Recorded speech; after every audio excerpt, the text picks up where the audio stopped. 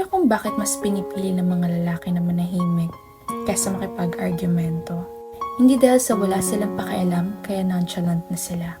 Hindi dahil sa nanahimik lang sila, wala na silang pakialam sa nararamdaman mo. Men always choose peace rather to argue. Hanggat maaari, ang gusto nila kung magpapaliwanag sila, kalmado ka. Hindi sila yung tao na mabilis magdesisyon base sa nararamdaman nila. Iniiwasan nila na makapagbitaw ng masakit na salita kahit na tinitrigger mo sila. Alam kasi nila pag nagsalita sila, alam nila na masasaktan ka. Yung pagtahimik nila sa mga oras na galit ka ay pag-iwas nila sa mga bagay na ayaw na nilang lumala pa. Nasasaktan sila sa mga masasakit na bagay na sinasabi mo, pero pinipigilan nila yung sarili nila na wag yun ibalik sa'yo. Tama, pero ito talaga yun eh. Karamihan talaga sa aming mga lalaki kung bakit hindi kami kumikibo.